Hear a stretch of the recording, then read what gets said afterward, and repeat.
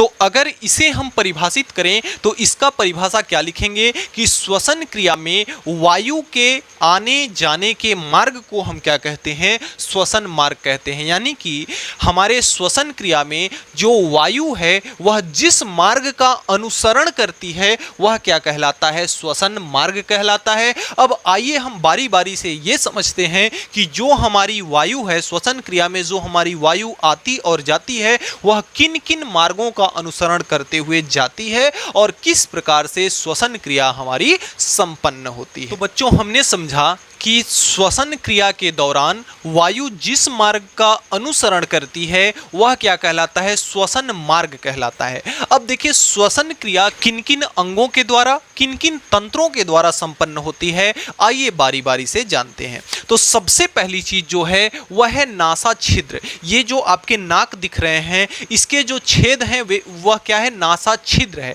और इसमें देखिए नाक के अंदर हमारे क्या पाए जाते हैं, बाल पाए जाते हैं, जो कि हम श्वसन क्रिया में ऑक्सीजन को ग्रहण करते हैं, उस ऑक्सीजन में जो धूल के छोटे छोटे कण होते हैं उनको क्या करता है, फिल्टर करने का कार्य करता है। और दूसरे क्रम में है नासा कटाप।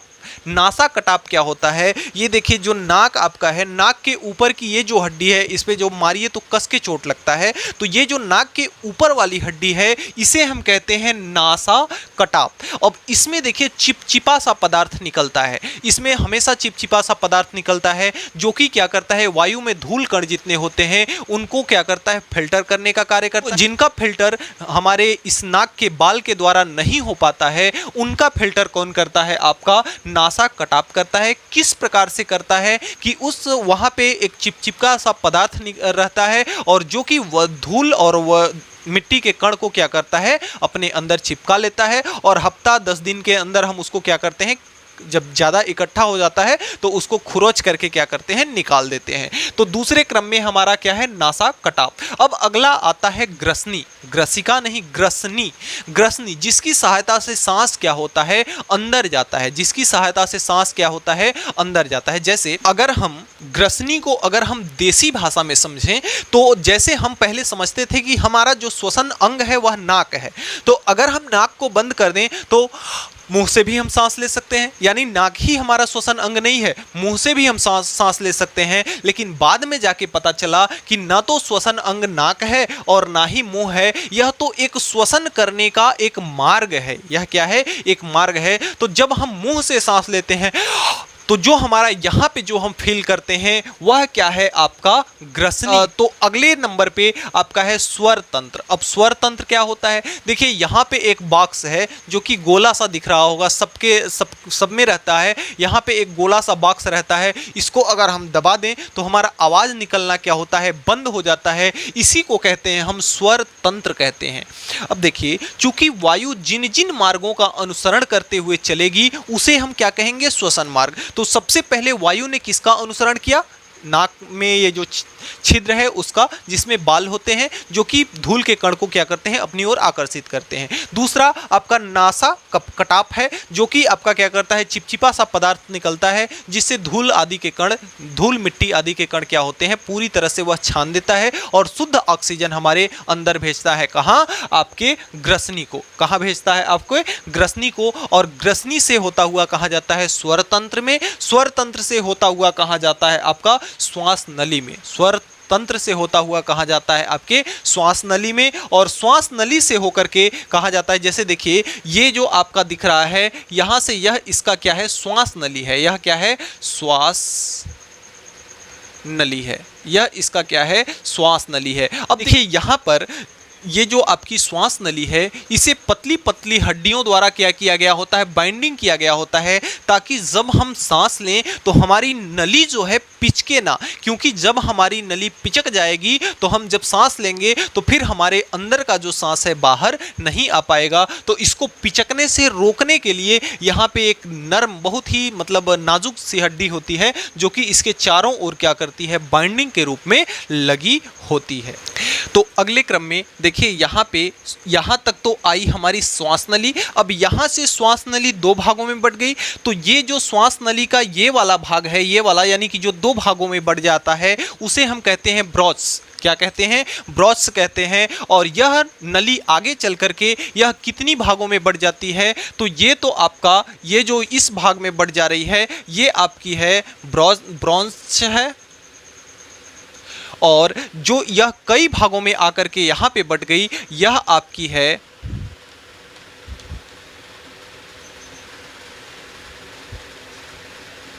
ब्रोंचल्स है। यह क्या है? आपकी ब्रोंचल्स है। तो ये आपकी ब्रोंचल्स है और ये आपकी क्या है? ब्रॉन्स है। क्या है? ब्रॉन्स है।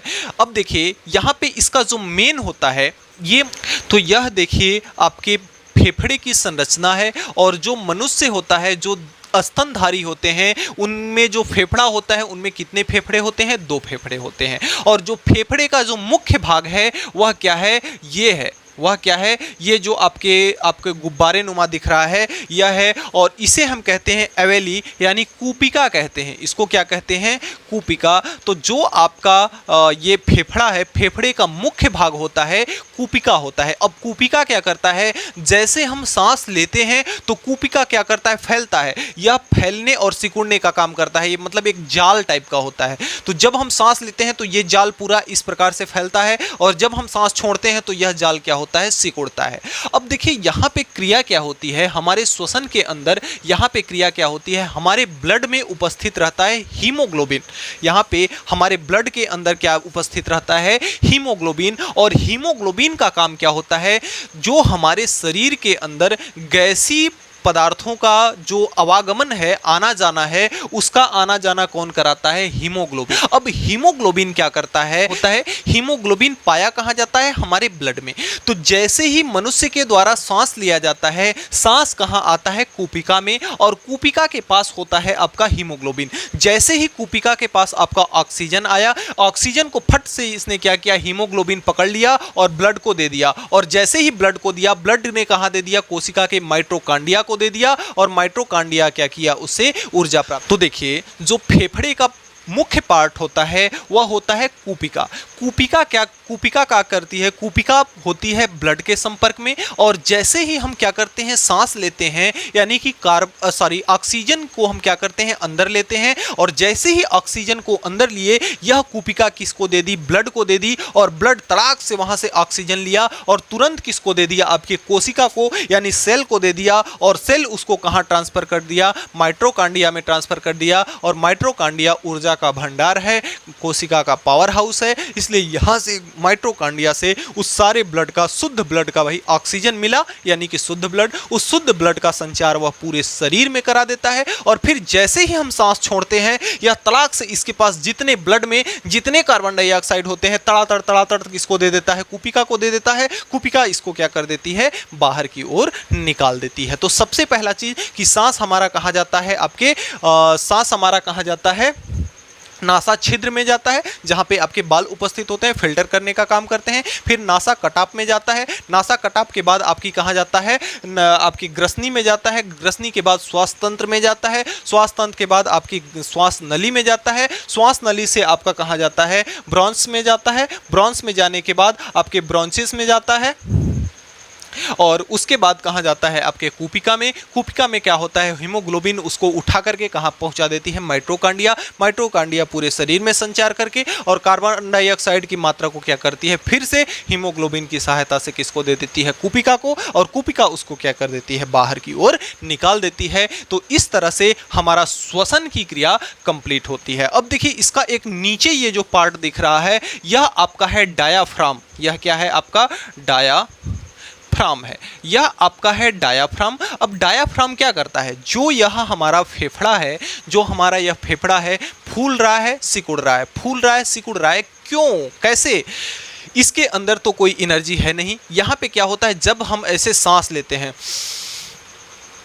तो हमारा डायाफ्राम क्या करता है? डायाफ्राम कुछ इस प्रकार से झुका हुआ होता है। यह क्या करता है? उठता है। जब यह उठता है तो फेफड़ा हमारा क्या करता है? सांस को भरता है, ऑक्सीजन को भरता है। यानी कि डायाफ्राम हमारा उठता है।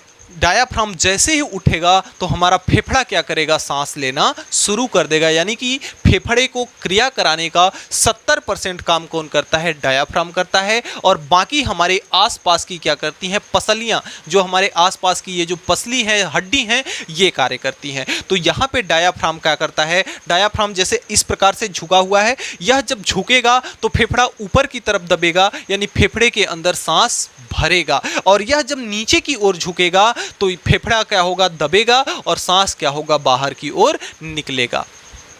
तो इस प्रकार से हम डायाफ्राम के कार्य को समझ सकते हैं और इस तरह से हम श्वसन की क्रिया को समझ सकते हैं। अब देखिए, इसी से जुड़ी एक रोचक बात, कभी आपने सोचा है कि जब टिंकू खाना खाता है तो अचानक से वह हिचकी क्यों लेता है? देखिए, हमारी व्यवस्था कुछ इस प्रकार से होती है कि ये जो नली आपकी आ रही है, आहार नली और श्वास नली दोनों एक में ही कनेक्ट होती है। और इसमें क्या होता है भाई, देखिए, हम मुंह जैसे सांस लिए, मुंह से लिए, और भोजन भी हम कहाँ से खाते हैं, मुंह से। यानी कि जो भोजन और श्वास, भोजन और हवा दोनों जाने का रास्ता तो एक ही है, लेकिन जो आपका भोजन है वह आपके पेट में जाता है, डाइजेस्टिव सिस्टम में जाता है, और जो आपका सांस यानी कि हवा है वह आपका कहाँ जाता है, श्वसन तंत्र में जाता है, यानी कि फेफड़े में जाता है। अब देखिए, होता यह है कि जब हम श्वास लेते हैं तो ये वाल्व खुलता है, और जब हम भोजन ग्रहण करते हैं तो ये वाल्व क्या होता है, बंद होता है। अब आप सोचिए कि क्या हम भोजन करते हैं तो क्या इस वाल्व को कहते हैं कि अरे भोजन जा रहा है, वाल्व बंद हो जा, ऐसा नहीं कहते हैं। जब हम सांस लेते हैं तब कहते हैं क्या कि वाल्व खुल जा, हम सांस ले रहे हैं, ऐसा नहीं कहते हैं। ये कार्य कौन करता है, हमारा मस्तिष्क। हमारा मस्तिष्क इस वाल्व को क्या करता है, डायरेक्ट करता है, इस वाल्व को क्या करता है, ड्राइव करता है। जब हम खाना खाते हैं तो हमारे मस्तिष्क द्वारा इस वाल्व को बंद कर दिया जाता है, जब हम श्वास लेते हैं तो इस वाल्व को क्या कर दिया जाता है, मस्तिष्क के द्वारा खोल दिया जाता है। अब होता यह है कि जब हम कभी किसी और के यादों में खो जाते हैं तो होता यह है कि हमारा मस्तिष्क इस वाल्व को आदेश देना भूल जाता है, क्योंकि हमारा ध्यान तो कहीं और है, और गलती से यह वाल्व खुला रह जाता है और खाना यहाँ आहार नली के बजाय कहाँ चला जाता है, आपके श्वास नली में चला जाता है। और श्वास नली में जैसे ही खाना जाता है, फेफड़ा कहता है अरे ये क्या आ रहा है, और फेफड़ा उसे तड़ाक से धक्का देता है और हमें हिचकी आती है, और वह खाना फिर से क्या होता है, बाहर की ओर चला जाता है। थोड़ा सा भी अगर इसमें खाना दिख जाएगा फेफड़े को तो फिर से हिचकी आएगी, और जब तक इस पूरे खाने को यह बाहर नहीं कर देगा आहार नली में, तब तक हिचकी आपको आती रहेगी। और जब कभी ऐसा होता है कि बहुत ज़्यादा मात्रा में जब एकदम नीचे फेफड़े के पास खाना पहुंच जाता है तो अचानक से हमें बहुत तेज से हिचकी आती है, और पूरा हमारा जो इसमें गया हुआ आपका भोज्य पदार्थ होता है वह नाक की सहायता से बाहर निकलने लगता है। तो इस प्रकार से हमारे टिंकू को आने वाली हिचकी को हम समझ सकते हैं। तो सबसे पहले मोटी बात नंबर 1 कि दायां फेफड़ा जो होता है बाएं फेफड़े से थोड़ा सा क्या होता है, बड़ा होता है। यानी कि जो फेफड़ा हमारे पास 2 होते हैं, एक दाएं साइड में उपस्थित होता है, एक बाएं साइड में। तो जो दायां फेफड़ा आपका होता है वह बाएं से थोड़ा सा क्या होता है, बड़ा होता है। दूसरे नंबर में कि जो फेफड़ा का बनावट होता है स्पंजी होता है, जैसे गद्दा आप देखते होंगे, उसमें आप पानी को क्या करता है, सोख लेता है, यानी सोखने वाला होता है, स्पंजी होता है। दूसरा चीज कि सबसे क्या होता है, यह दुर्बल हिस्सा होता है, अत्यंत ही दुर्बल हिस्सा माना जाता है, कौन, फेफड़ा। दूसरी चीज कि धूम्रपान करने से क्या होता है कि जो हमने अभी कूपिका को समझा, कूपिका में होता क्या है, श्लेष्मा का मतलब होता है राख, श्लेष्मा का मतलब होता है कालिक, श्लेष्मा का मतलब क्या होता है, कालिक। जैसे जब कभी भी धुआं आता है उसको जब हम हाथ में रोकते हैं तो हम देखते हैं कि हाथ में हमारे क्या लग जाता है, कालिक।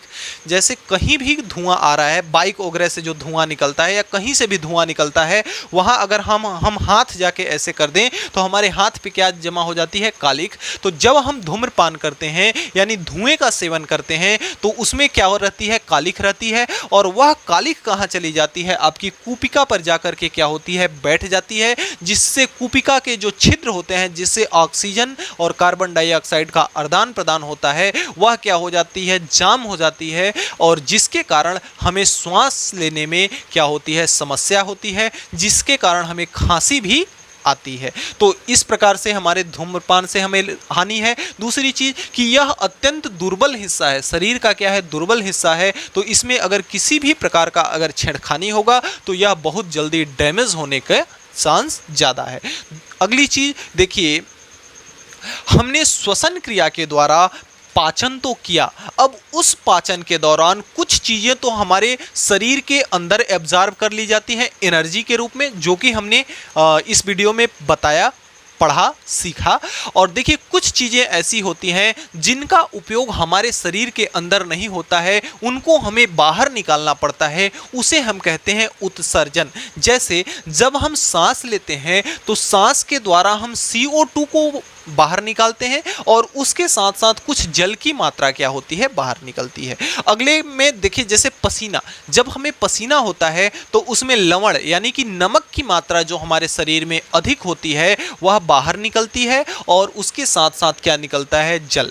जब हम क्या करते हैं, मूत्र विसर्जन करते हैं तो वहां पे उसमें हमें यूरिया निकलता है, हमारे शरीर में जो यूरिया की मात्रा होती है वह बाहर निकलती है और जो यूरिक अम्ल होता है वह अम्ल भी बाहर निकलता है हमारे मूत्र की सहायता से। और जो जल होता है, जल भी क्या होता है, अनावश्यक जल भी क्या होता है, हमारे शरीर से बाहर निकाल दिया जाता है। तो जब हम शरीर से किसी भी चीज को बाहर निकालते हैं तो बाहर निकालने की प्रक्रिया क्या कहलाती है, उत्सर्जन कहलाती है, जिसे हम नेक्स्ट वीडियो में कवर करने वाले हैं। तो प्यारे बच्चों, आज के वीडियो में इतना ही। हमें उम्मीद है कि आज हमने जो भी पढ़ा वह आपको अच्छे से समझ में आया होगा। फिर भी किसी भी प्रकार का अगर कोई डाउट है तो आप नीचे कमेंट बॉक्स में कमेंट करके हमें जरूर बताएंगे, आपकी प्रॉब्लम को सॉल्व किया जाएगा। तो मिलते हैं नेक्स्ट वीडियो में नेक्स्ट टॉपिक के साथ नेक्स्ट डे। तब तक के लिए गुड बाय।